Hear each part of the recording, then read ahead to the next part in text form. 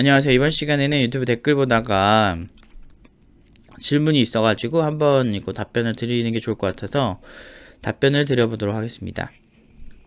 일단은 이분인데 저스티스 도플 강잼 모르겠다. 이거는 갱잼 모르겠다. 아무튼 요 닉네임을 가지신 분인데 웹 퍼블리셔로 이번에 취업한 새내기입니다. 다름이 아니라 궁금한 부분이 있어서 질문드립니다. 제가 지금 회사를 다니고 있지만 나중에 더 좋은 곳으로 이직하려면 공부가 필요하겠지만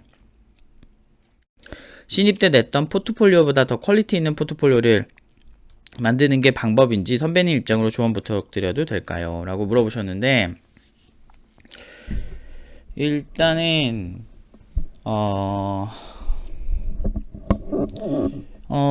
이게 개발자가 신입 개발자가 있고 그리고 이제 신입 개발자가 아닌 경우에 따라서는 좀 다를 수 있죠. 근데 이제 양쪽 다 사실은 효과가 있을 수 있어요. 첫 번째 일단 포트폴리오를 강화시키는 것도 좀 효과가 있을 수는 있어요. 그러니까 팀노바에서 사용하는 방식인데 어느 정도 경력 있는 친구인데 팀노바에서 공부를 하면 보통 이제 좋은 포트폴리오를 이제 가지고 이제 회사 구직을 하는데 그렇게 해도 사실 먹히기는 해요. 먹힐 수는 있는데 이게 좀, 이건 팀노바 기준이고, 팀노바는 애초에 그냥 좀, 가진 아웃풋 자체가 뭐 창업도 한다든지, 뭐 인공지능 대회에서 수상한다든지, 논문을 쓴다든지 사실 수준이 낮지가 않거든요. 그래서 수준이 좀 높은 편이라, 이제 그 포트폴리오지만 먹히는 건데, 그 정도 포트폴리오를 그냥 뭐 지도해주는 사람 없이 하기에는 현실적으로 좀 현업 개발자분이 힘들어요.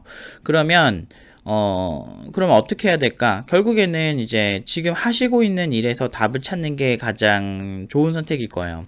그러니까 지금 하시고 계신 일에서 답을 찾는다는 게 무슨 얘기냐면, 지금 웹 퍼블리셔잖아요. 그쵸? 웹 퍼블리싱에서 디테일을 잡을 수 있는 기술들, 그 중에서 수준을 높일 수 있는 기술들에 집중을 해서 회사에서 일할 때도 적극적으로 해보시는 게 중요해요. 근데 만약에 여기서 이제 두 가지의 갈림길이 생기겠죠.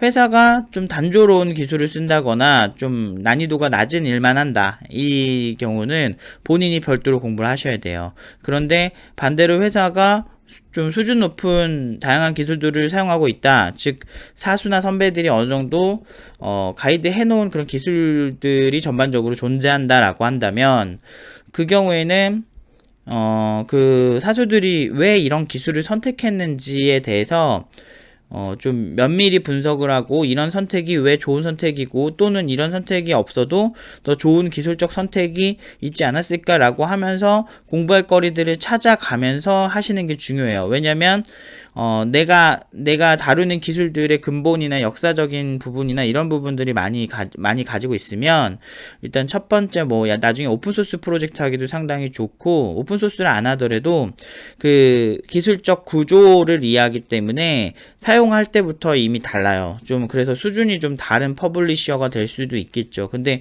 왜 퍼블리싱 쪽을 전문적으로 하던 사람은 아닌데 저는 그래도 그 중에서 남다른 퍼블리셔가 분명히 있을 거라 생각해요. 근데 요즘 IT 트렌드로 본다면 사실 이런 그러니까 아웃풋 속도를 빨리 내는 이런 부분들이 사실 굉장히 중요해 보인다라는 생각은 들기는 해요. 그래서 저희가 스틱코드라고 하는 그 제품을, 그러니까 부가 기능을 만들어서 저희 팀노바에서는 이거를 이제 학생들에게 꾸준히 사용을 할 수 있도록 만들고 있거든요. 사용하도록 이제 권고하고 있고 그리고 같이 공부할 때 같이 사용하고 있거든요.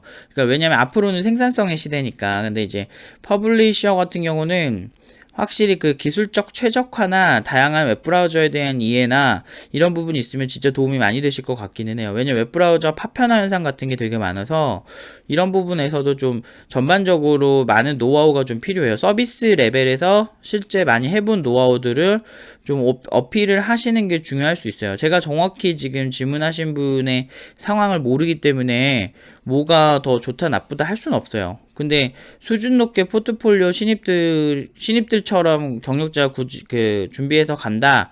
이 경우에는 진짜 이펙트가 세지 않은 이상은 그냥 경력보다 못한 경우가 많아요. 그래서 오히려 내가 경험한 거에서 좀 어필할 수 있을 만한 포인트를 이렇게 어필을 하거나 이직을 할 때 아니면은 어필할 만한 포인트를 포인트가 될 수 있게끔 지금부터 공부를 좀 많이 다양하게 해놔서 좀 웹 퍼블리셔로 자리를 공고히 하시던가, 아니면 그러니까 내가 다른 분야에 가냐 안 가냐에 따라서도 또 달라질 수 있어요.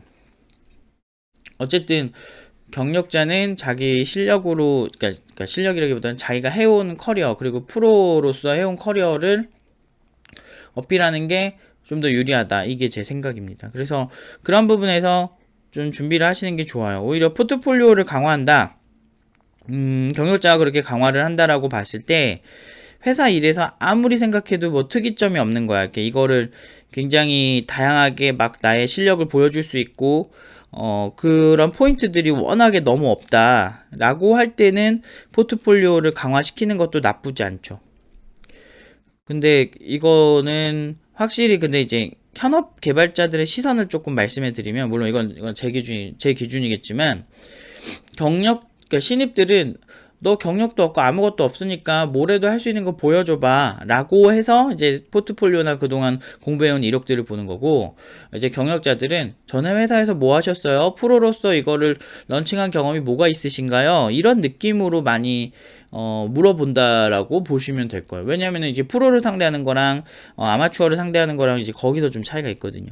그래서 그런 시선에 내가 어떻게 맞출 수 있는지 본인 스스로 고민하셔야 돼요. 제가 정확히 어떤 회사에 어떤 포지션에 어떤 제품을 만들고 그게 어떤 트렌드를 가지고 있으며 이런 부분에 대해서 정확하게 다 알 수 없는 상황이고, 그런 상황이기 때문에 이런 보편적인 얘기를 말씀드리는 거예요. 만약에 비슷한 상황에 처해 계신다면 경력자분들은 웬만하면은 이제 포트폴리오 강화보다는 이게 내가 해온 것 중에서 내가 수준이 이 분야에서 이 정도 된다, 이런 걸 강화시키시는 게 더 좋으실 수 있어요. 그리고 그 외적으로 공부를 또 별도로 다양한 분야를 하셔서, 이제 질문이라는 게, 이게 그 면접이라는 건 그 면접 질문을 예상할 수가 없어요. 보통은 그 회사 개발자들마다 꽂히는 주제가 다르거든요. 그렇기 때문에 그 꽂히는 주제에 대해서 그냥 준비를 안 해도 답변을 할 수 있을 정도로 좀 자연스럽게 다양한 것들을 보실 필요가 있다. 그게 제일 유리하고 장기적으로 개발할 때도 편하고 뭘 해도 좋고 내가 다른 작업을 하기도 좋죠. 그러니까 팀노바 같은 경우도 지금 강사들도 그렇고 이렇게 어떤 제품을 만드는데, 그리고 팀노바 개발자들 특징이지만 뭐 이렇게 부가 기능 만들려면 만들고, 아니면 저기 뭐 다른 뭐 어플리케이션 다른 거 만들면 그냥 만들어요. 뭐 영상 스트리밍 해야 되면 하고, 뭐 이렇게 하려면 좀 근본적인 공부나 이런 습관적인 프로세스가, 좋은 프로세스를 가지는 게 상당히 중요한데, 이런 거는 열심히 하지 않는 이상, 그리고 많이 깨져보기도 하고 이러지 않는 이상은 생기지 않는 거거든요. 그래서 공부할 때는 좀 실패가 많은 게 오히려 나중에 약이 되는 경우가 많아요. 왜? 실패하는 패턴을 내가 알거든요. 근데 그 패턴을 피해가는 패턴이 본능적으로 붙기 때문에 이런 얘기를 참고하셔서 준비를 하시면 훨씬 좋은 결과 나올 거라고 생각합니다. 아무튼 여기까지 답변 드리도록 하겠습니다.